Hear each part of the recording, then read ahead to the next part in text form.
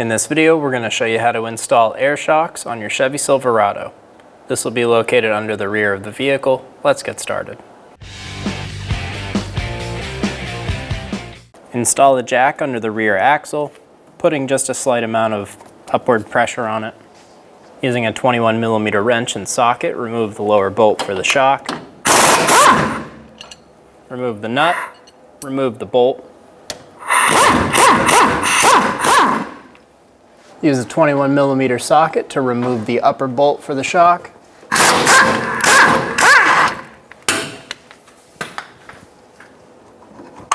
Remove the bolt and the shock. Install the shock up into place.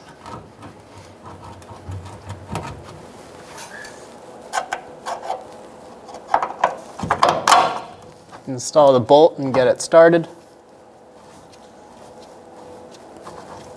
Pull the shock down to meet the bottom mount.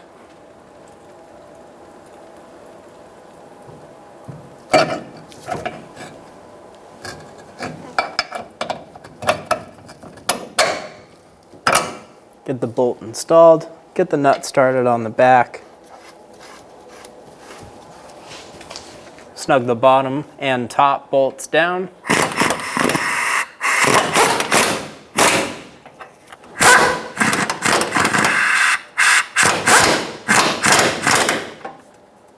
Torque the shock bolts to 85 foot-pounds.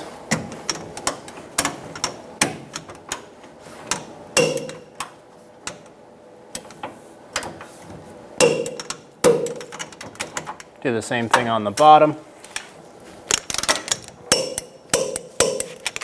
Remove the jack. And now repeat the same process for the other side. We're going to start to make our first line. To do this, we're going to take one of the caps, install it onto the plastic air line, take one of our little O-rings, and install that onto the line. Remove the cap on the shock. Install the air line. It's not going to go in super far. Make sure it is fully seated in there. Pull that plastic cap down. Then snug it down by hand. You don't want to use pliers or anything on this. Just get it hand tight. I'm going to route my air line right above this heat shield so it'll stay away from the exhaust.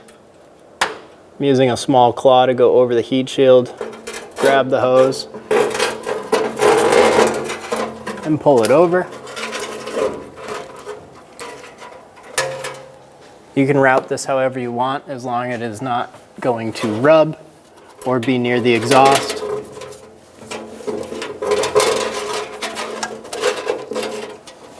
Leave yourself a little bit of slack. We're going to run both of the air shock lines to a T-fitting. So we're going to pick a middle point in between both of these shocks. We're going to use right here. And I'm going to make a cut in our air line using a razor blade, just a nice clean cut. I'm going to put that cap on, install an O-ring,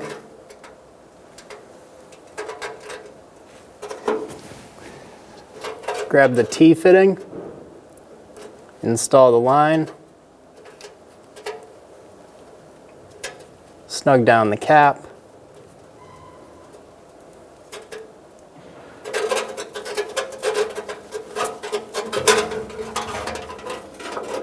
and that's going to hang out there while we run the other shock line to that T. And do the same thing for the other line running to this. Get that O-ring installed.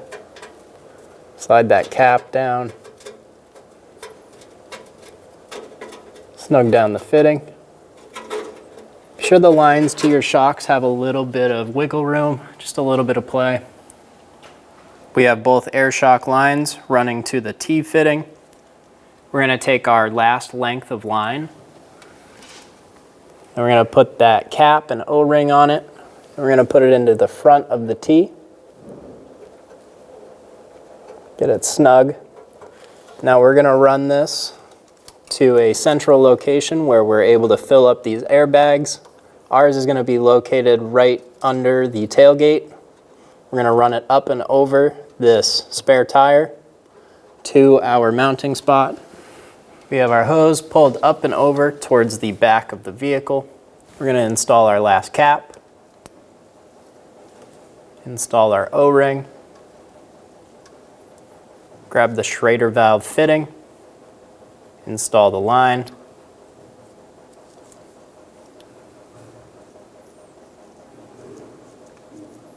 snug the cap down. We're going to install this through this hole right here. Prevents me from drilling into it. If you need to drill a hole, you can use a 5/16 bit and place it wherever you'd like. Place the fitting through. Install the nut on the back side.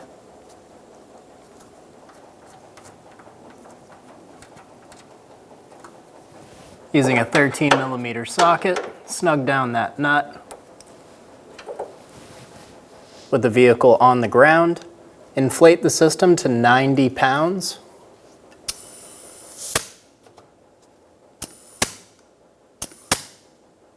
I'm going to put our cap on.